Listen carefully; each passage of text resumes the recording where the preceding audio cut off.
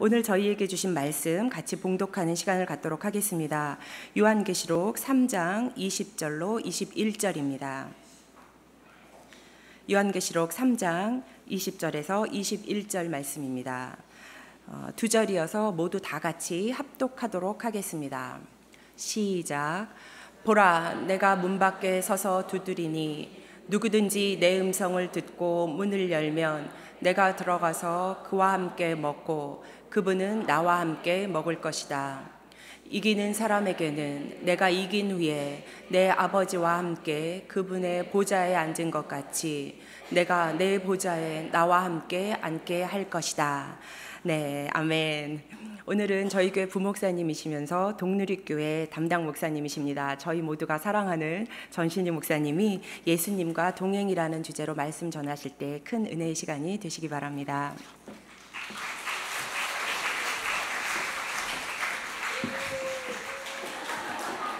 동누리 공동체죠. 동누리 교회가 아니라 누가 보면 개척한 줄 알겠어요. 기도하고 말씀 나누겠습니다. 하나님 아버지 감사합니다. 사랑하는 주의 백성들이 또 마리아 행전을 통하여 큰 은혜를 누리고 또 기도의 능력을 경험하고 또 이 말씀을 대면합니다. 예수 그리스도와 동행하며 느끼는 행복과 즐거움, 기쁨이 충만한 이 말씀의 시간이 되도록 역사하여 주시옵소서. 감사드리며 예수님의 이름으로 기도합니다. 아멘. 예수님과의 동행이라는 제목을 저는 사실은 한 2달 전부터 계속 묵상해 왔습니다. 왜냐하면 오늘이 교회 교육자들이 지난 4월 달에 유기성 목사님께서 진행하시는 예수 영성일기 세미나를 강제적으로 다 듣게 되었습니다. 3일 동안 10개의 강의를 들으면서 예수님과의 동행이 무엇인가를 깊이 묵상하게 됐습니다. 근데 사실 저는 세미나를 들어가기 전에 예수님과 동행하는 것을 3일 동안 세미나를 들어야 되나, 그것도 목사들이 지금까지 우리가 동행하지 않았단 말인가, 약간 이제 들어가면서 약간 이제 어색함을 가지고 세미나를 듣기 시작했습니다. 근데 세미나가 끝나면 끝나갈수록 계속해서 은혜를 받으면 받을수록 이 강의는 누구나 다 들어야 된다. 예수님을 믿기로 결정한 사람들은 반드시 이 강의를 다 들어야 된다. 그런 결론을 제가 내렸습니다. 그럴 뿐만 아니라 이 강의대로 예수님과 동행하는 삶을 반드시 살아내야 한다 라는 결론에 도달했습니다. 왜냐하면 예수님을 우리가 알고 믿는 것도 중요한데요, 더 중요한 것은 그분이 우리와 함께 하시고 동행하신다는 사실을 계속해서 인식하는 게 더 중요하다는 거예요. 여러분도 지금 여기에 나오셔서 예수님과 동행하는 것 같이 느껴지잖아요. 막 찬양하고 문 밖에서 기다리시는 예수님한테 문을 열고 같이 먹고 신나게 찬양했잖아요. 근데 제가 여러분에게 24시간 그런 예수님과 동행하라고 말씀드린다면 어떻게 받아들이시겠습니까? 쉽지 않은 일이죠.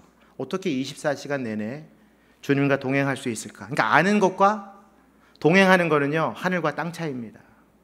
근데 오늘 여러분들은 이 말씀을 듣고 24시간 예수님과 동행하는 기쁨이 어떤 것인지 깨닫게 될 줄로 믿습니다. 세미나 중에 유기성 목사님께서 이 말씀을 하셨어요. 자기가 아는 한 목사님이 계시는데 대형교회 목사님이에요. 엄청나게 큰 교회를 이제 부흥시키고 설교도 굉장히 잘하십니다. 설교도 굉장히 잘하시고 우리가 이름만 대면 다 아는 목사님인데 이분이 설교만 마치고 강단에서 내려오면은 이상하게 공허한 거예요. 그렇게 신방도 잘하고 목양도 잘하고 목회도 잘하는데 강단에서 내려오면은 공허한 거예요. 그리고 특히 월요일만 되면 더 외로워지는 거예요. 목회자들은 월요일날 쉬잖아요. 그리고 그러한 외로움과 공허함 속에서 어떤 돈과 이성에 대한 유혹이 왔을 때 이분이 이것을 견뎌내지 못한 거예요. 여러분 이해가 안 되시죠? 그렇게 큰 교회의 목사님, 설교도 잘하시고 목양도 잘하시고 모든 성도들에게 인정받는 목사님인데 뭘 못하고 계시는 거예요? 예수님과 동행하는 삶을 살아내지 못하는 거예요. 아주 충격적인 이야기를 제가 들으면서 나는 과연 어떠한가? 저는 과연 주일 예배를 마치고 집으로 돌아가는 길에 주님과 동행하고 있는가? 여러분, 예수님과 동행하지 않으면서도요, 큰 소리로 찬송할 수 있고요, 눈물을 흘리면서 기도할 수도 있어요. 그리고 춘천 소년원을 수없이 봉사할 수 있어요.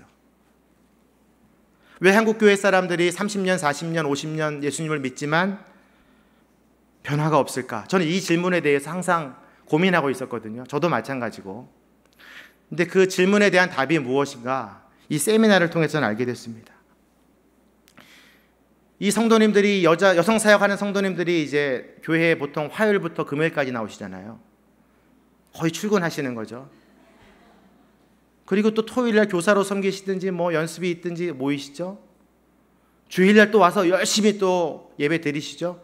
거의 한 일주일 중에 6일 정도가 거의 교회에서 말씀을 듣고 찬양하고 기도하는 일에 매진하고 있는데 왜 우리 애들의 믿음은 제자리일까?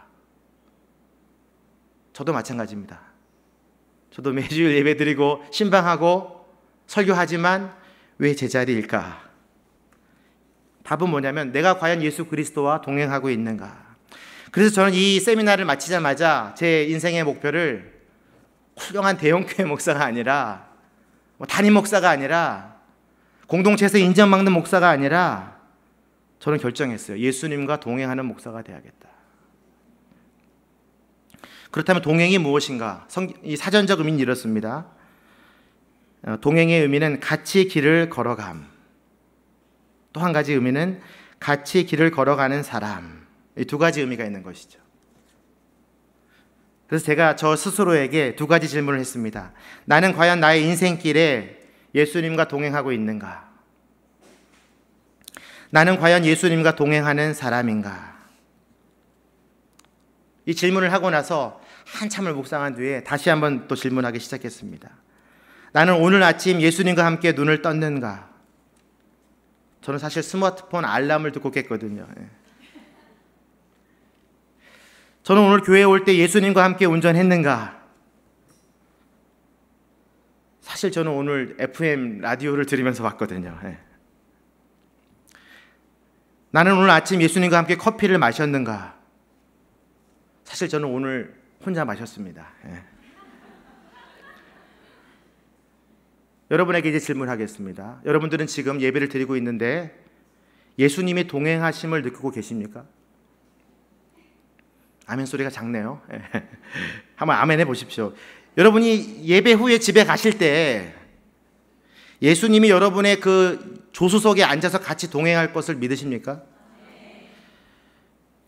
아주 구체적으로 우리의 삶 가운데 예수님이 동행하는 것에 대한 질문 그리고 인식, 이것이 반복돼야만 우리가 예수님을 잊어버리지 않을 수 있는 거예요. 근데 중요한 것은 우리가 예수님을 막 기억하고 싶고 동행하고 싶고 생각하는 것보다 더 많이 하나님은 우리와 동행하길 원하시는 분이세요. 우리가 하나님과 동행하고 싶은 마음보다 하나님이 더 크시단 말이에요. 여러분들은 하나님과 동행할 수밖에 없는 인생이 된 거예요. 성경의 인물들을 보십시오. 에녹은 하나님과 동행하다가 하늘나라로 올라갔습니다. 노아는 당대의 완전한 사람이었으며 하나님과 동행하는 자였다. 창세기 6장에 증거되죠. 요셉은 창세기 39장을 보면 하나님과 동행함으로 그 자기의 주인이 그것을 보았고 형통했고, 그가 감옥에서도 형통했고, 그가 종살이를 하면서도 형통했고, 39장에만 보면 그가 여호와와 함께 하시기에 형통했다는 표현이 4번이나 나와요. 다시 말해서 그는 여호와와 동행한 사람이죠. 예수님은 어떤 분입니까? 하나님께서 우리와 동행하시길 원하셔서 이 땅에 오신 분이시죠. 그러니까 예수님만 보면 하나님이 우리와 얼마나 동행하길 원하시는지를 깨달으셔야 돼요. 그러니까 예수님은 또 어떤 분이세요? 하나님과 같은 마음을 가지신 분이기 때문에 그의 백성들과 항상 동행하셨던 분이죠. 제자들과 3년을 동행하셨어요.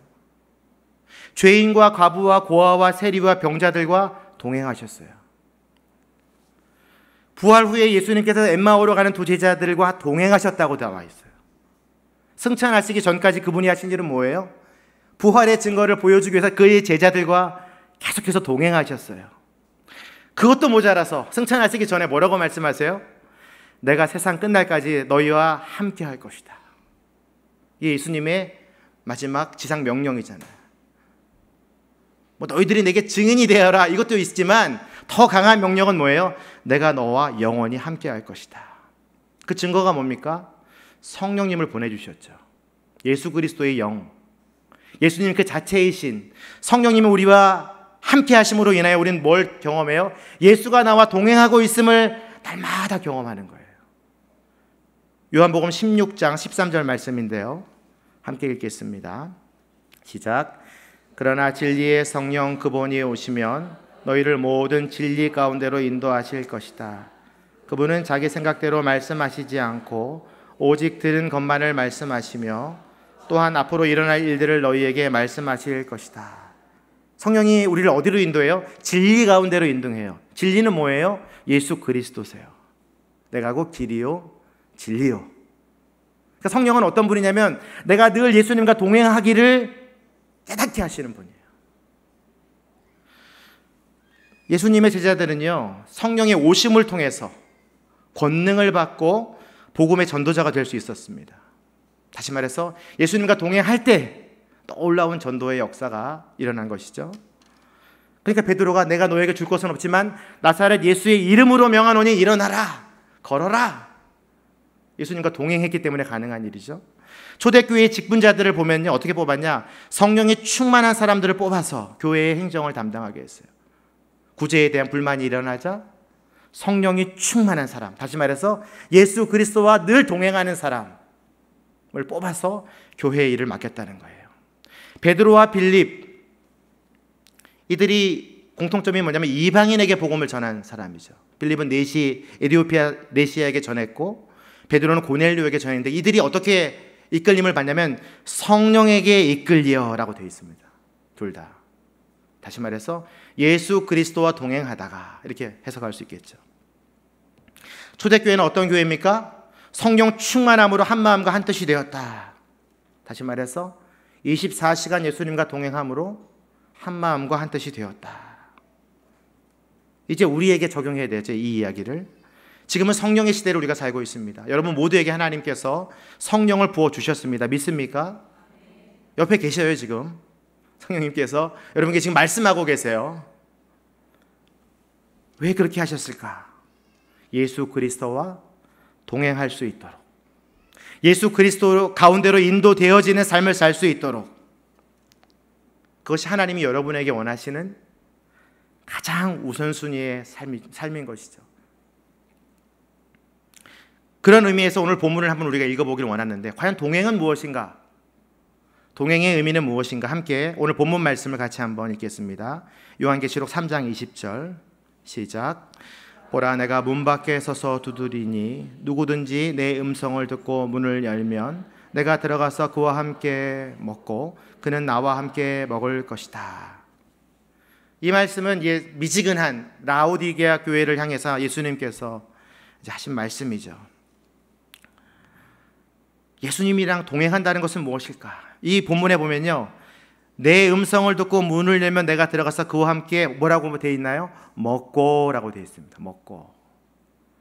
그는 나와 함께 또 먹을 것이다. 그러니까 예수님과 함께 먹는 것이에요. 예수님과의 동행은 아주 신나는 일입니다. 영어 성경에는요, I will sup이라고 되어 있어요. I will sup. 이건 뭐냐면 저녁 식사를 한다는 뜻이에요. 저녁 식사. 헬라어 원어에도 이 데이프논이라는 단어는 저녁 식사를 뜻합니다. 내가 너와 함께 오늘 저녁 식사를 할 것이다. 너무나 멋있는 표현 아닙니까? 과연 동행과 먹는 것은 어떤 관계가 있는 것인가? 저는 이것을 깊이 묵상하면서 우연히 이제 라디오에서 들었던 시가 한 편 떠올랐는데요. 문정희 시인의 남편이라는 시입니다. 제가 한번 읽어드릴 테니까 웃지 마시고 잘 들으세요. 아버지도 아니고 오빠도 아닌 아버지와 오빠 사이에 촌수쯤 되는 남자. 내게 잠 못 이루는 연애가 생기면 제일 먼저 의논하고 물어보고 싶다가도 아차, 다 되어도 이것만은 안 되지 하고 돌아 누워버리는 세상에서 가장 가깝고 제일 먼 남자. 이 무슨 왼수인가 싶을 때도 있지만 지구를 다 돌아다녀도 내가 낳은 새끼들을 제일로 사랑하는 남자는 이 남자일 것 같아. 다시금 오늘도 저녁을 짓는다. 그러고 보니 밥을 나와 함께 가장 많이 먹은 남자, 전쟁을 가장 많이 가르쳐준 남자. 다른 것은 다 빼더라도 부부는 어떤 존재인가? 가장 밥을 많이 먹은 사이가 되는 거예요. 실제로 여러분 그렇습니까? 지금은 좀 어렵겠지만 남편이 거의 밤늦게 들어오시니까 쉽지 않죠? 연애할 때를 생각해 보십시오. 내가 누군가와 밥을 먹는다면 그것은 누구예요? 내 애인이죠. 내가 결혼할 사람이죠. 결혼하고 나서도 한동안은 집에 가서 저녁을 먹을 수밖에 없습니다. 왜냐하면 너무 사랑하기 때문에. 근데 사랑이 점점점 식어지면서 우리는 밥을 밖에서 먹고 들어가게 되죠. 그리고 또 아내는 남편이 밥을 밖에서 먹고 들어오니까 너무나 편한 거예요.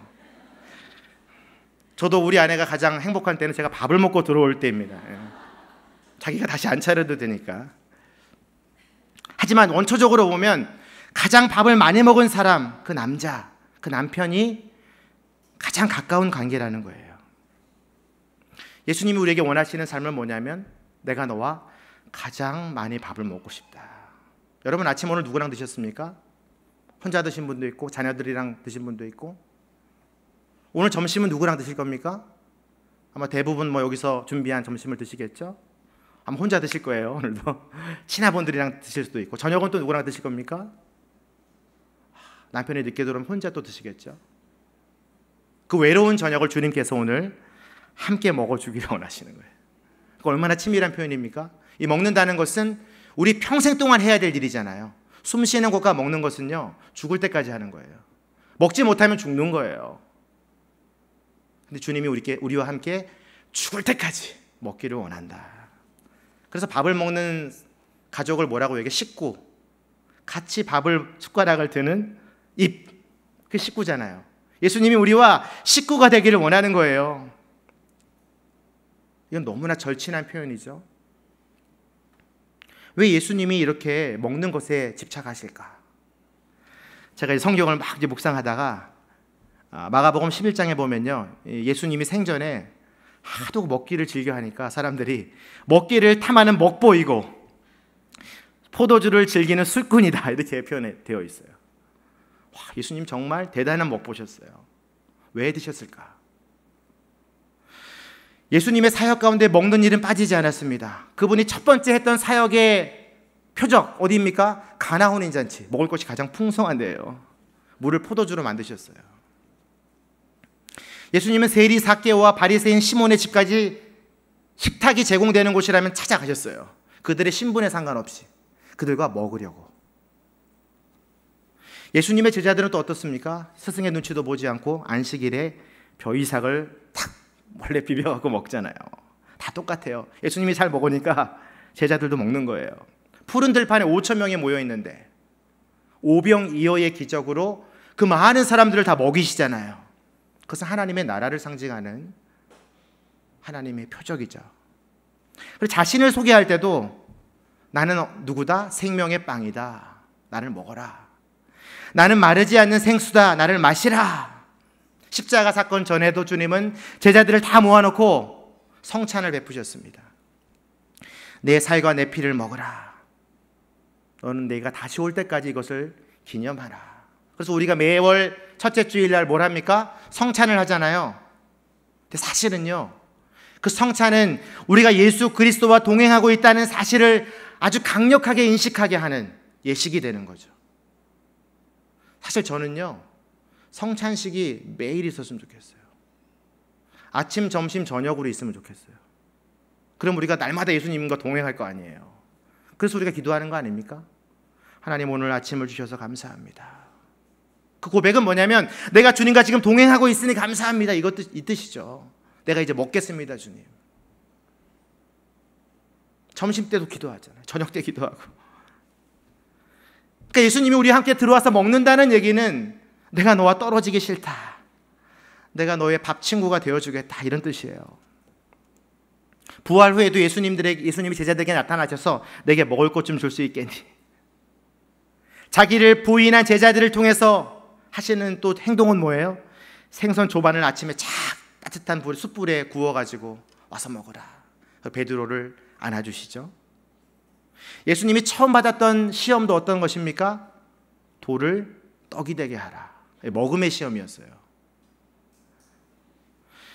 하나님은 어떤 분입니까? 하나님은 우리에게 먹을 것과 먹지 말 것을 구분하신 분이시죠.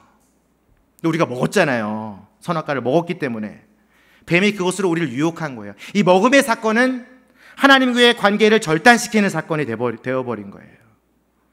그러니까 하나님께서 우리를 죽이십니까? 아니죠. 다시 살리시고 또 노동하게 하심으로 땅을 일구게 하시죠. 먹을거리를 계속해서 먹게 하시죠. 출애굽 이스라엘 백성들에게 만나와 메추라기를 날마다 내려주심으로 인하여 하나님과 이스라엘 백성의 관계를 더 드러내시죠. 그래서 이 예전 신학자인 알렉산더 슈에만은 이런 말을 합니다. 온 세상은 인간을 위해 차려진 거대한 잔치상이다. 먹는 것을 통해 인간과 세상을 선물로 주신 하나님과 특별한 교통이 이루어진다. 그러니까 여러분 아침 먹을 때 예수 그리스도와 동행하셔야 돼요. 중간에 커피를 마실 때도 예수님과 동행하셔야 돼요. 목이 말라갖고 침을 꼴딱 삼키는 그 순간에도 예수님. 그때 하나님과 우리와의 아주 깊은 교제가 유지가 되는 거죠. 창조가 하나님의 세상을 인간에게 선물로 주신 사건이라면 성찬은 어떤 사건이냐면 하나님 자신을 우리에게 주신 사건이에요. 그러니까 예수님이 우리 안에 들어와서 먹고 마신다는 이야기는 나와 계속해서 친밀하게 교제하기를 원하신다는 예수 그리스도의 표현이죠. 근데 성찬을 여러분들이 잘 생각해 보십시오. 이 빵과 포도주를 얻기 위해서 인간들은 뭘 해야 됩니까? 경작을 해야 돼요. 경작. 밀을 키워야 될 거 아닙니까? 포도나무를 심어야 될 것 아닙니까? 근데 그 모든 환경을 제공해 주시는 분이 누구세요? 하나님이시죠. 하나님께서 비를 주시고 자라게 하시는 거잖아요. 그러니까 인간의 경작과 하나님의 베푸시는 능력이 협력이 되는 사건이 바로 성찬이에요. 빵과 포도주는 인간적인 문화적인 활동이라고 한다면 하나님의 섭리와 하나님의 조화가 숨겨져 있는 것이 바로 성찬이에요.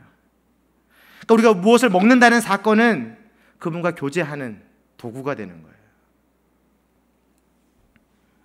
그러니까 여러분들 하나님께서 지금 하나님의 잔치상에 여러분을 지금 초대하고 계신 거예요. 너희들이 문을 열면 내가 들어가서 먹기를 원한다. 너희는 그만큼 나에게 있어서는 고귀한 존재다. 그 순간에 어떤 일이 벌어져요? 하나님 너무나 감사합니다. 하나님 저에게 생명을 주시려고 저를 살리시려고 창조하신 하나님께 찬양과 감사를 드립니다. 그리고 이 음식을 또 세상에 나누기를 원하시는 주님, 여러분 맛있는 걸 먹으면 전할 수밖에 없잖아요. 그 커피집이 맛있다더라, 그 한정식집이 맛있다더라, 금방 소문나잖아요. 전하고 싶은 거예요.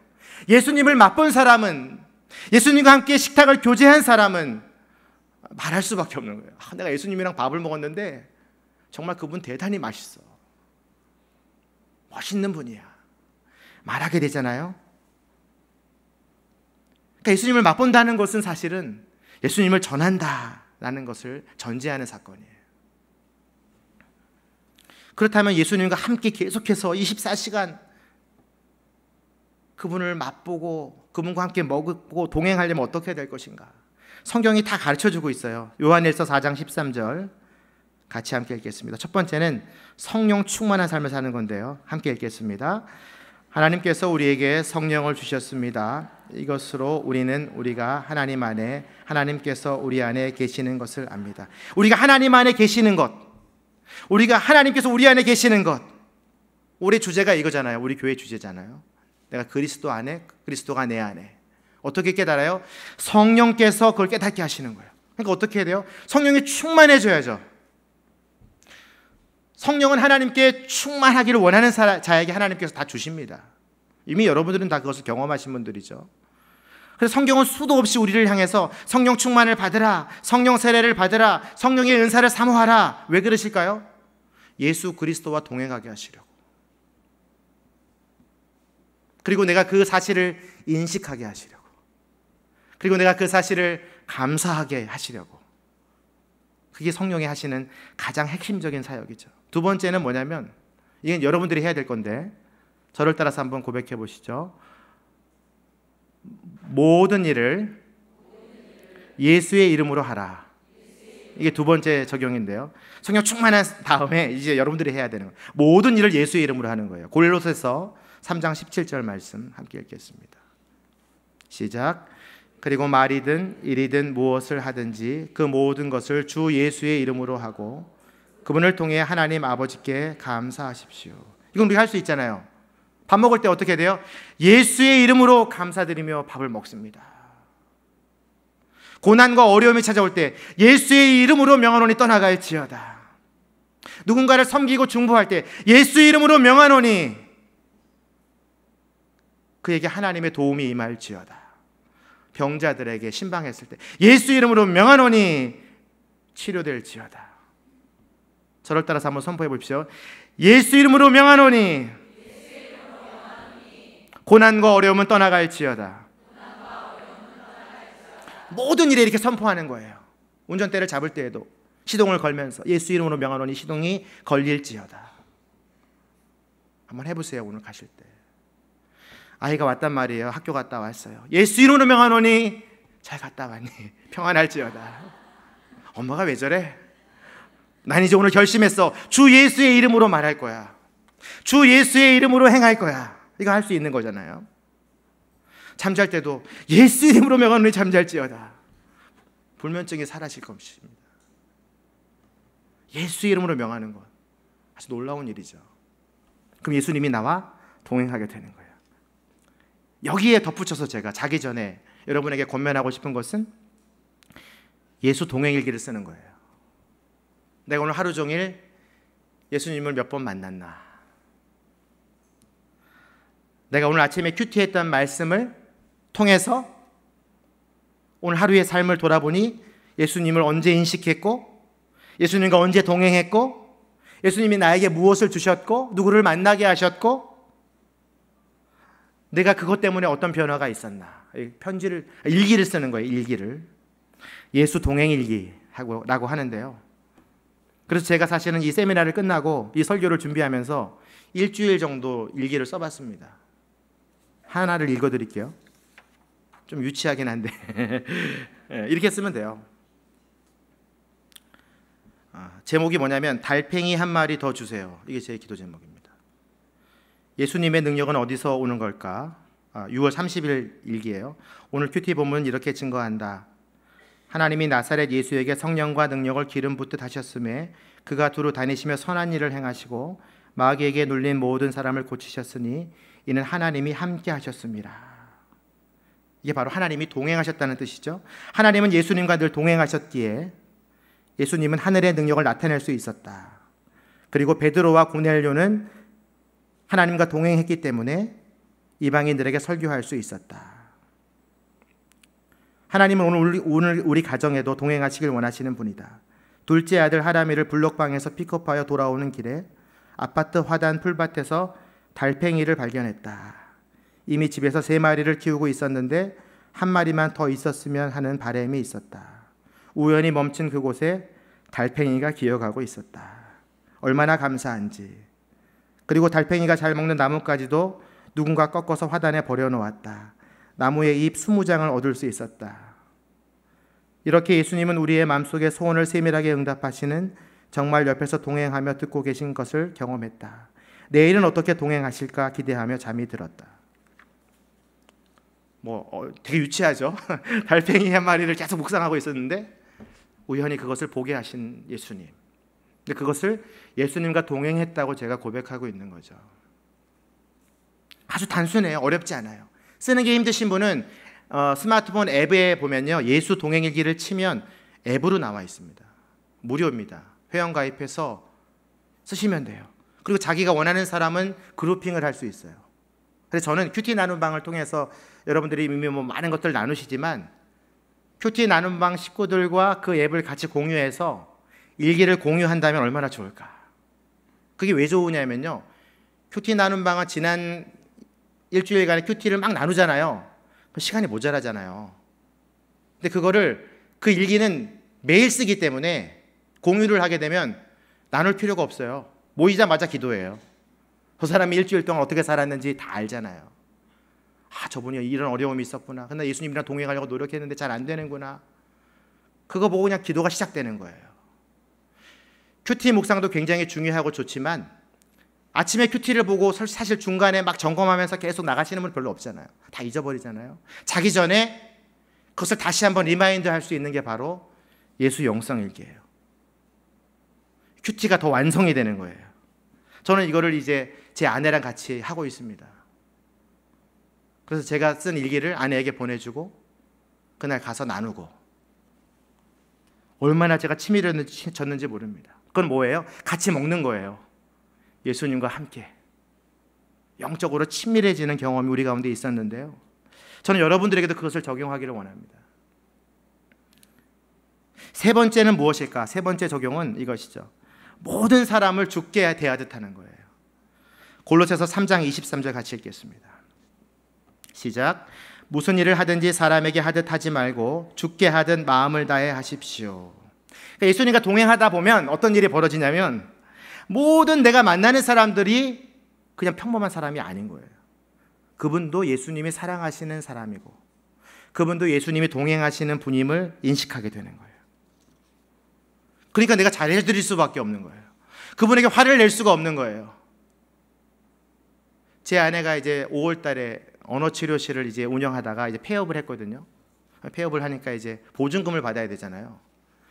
근데 보증금을 받아야 되는데 그 회사에서 이제 보증금을 안 주는 거예요.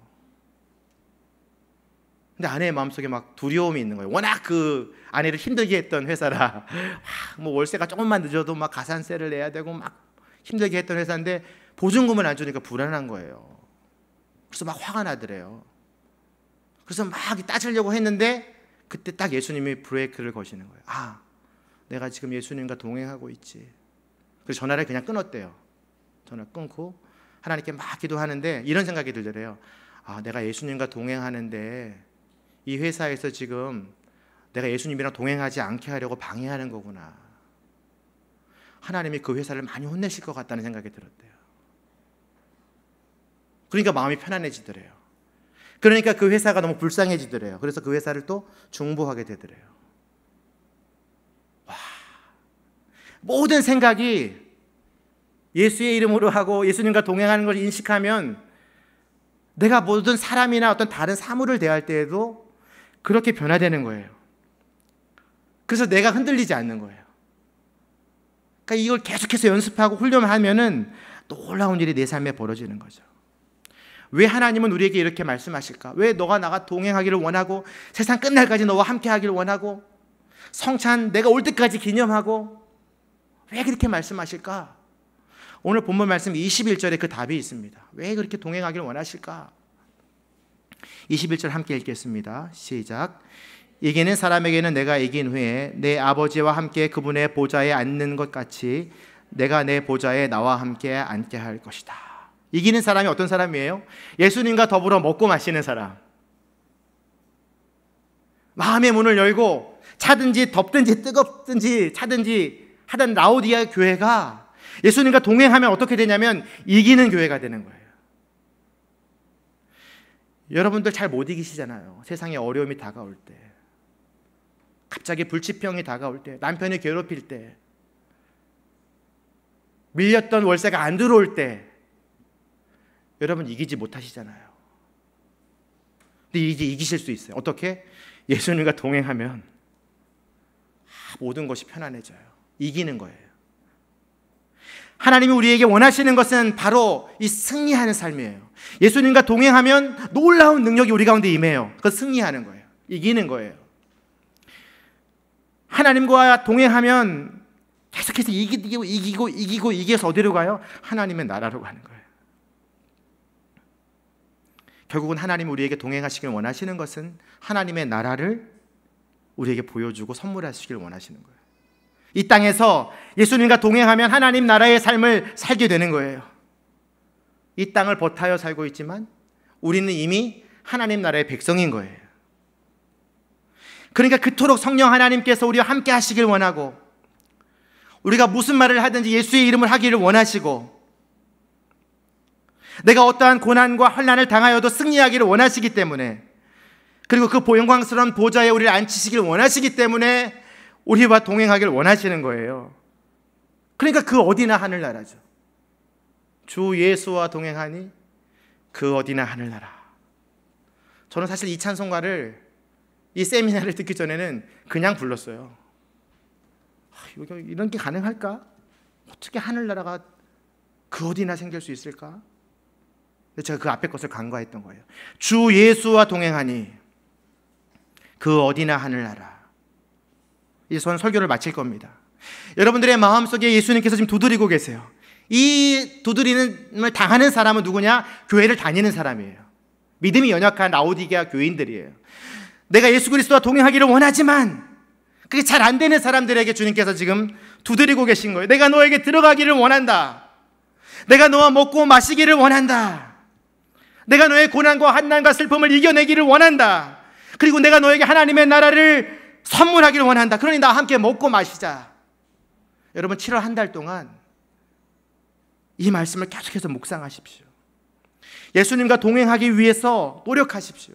일기를 쓰시고 말하시고 행동하시고 말씀하시고 기도하시고, 오늘 주연하고 집사님이, 저는 깜짝 놀랐어요. 기도의 내용에 거의 90%가 기도예요. 와, 주님 기도하게 해주시고, 기도로 천국을 이루게 하시고, 기도로 저희를 초대하시고, 기도의 땅으로 들어가게 하시고, 기도의 영이 임하게 하시고. 기도를 왜 합니까, 여러분? 예수 그리스도와 동행하는 사람이 할 수 있는 거죠. 저희 공동체에서 이번 7월, 8월 이제 방학 때만 금요일 저녁에 8시에 비전홀에서 한여름밤의 고백이라는 주제로 금요 기도회를 합니다. 여러분, 제가 초청합니다. 다 오셔서 주님과 동행하시며 기도하는 그 놀라운 사역에 동참하셨으면 좋겠습니다. 순모임도 없잖아요. 7월 13일부터 8월 24일까지 저녁 8시에 비전홀에서 이제 하게 될 텐데요. 저희 공동체에서 주관하지만 다 오셔도 돼요. 2시간, 3시간 뜨겁게 기도할 거거든요. 왜 할까요?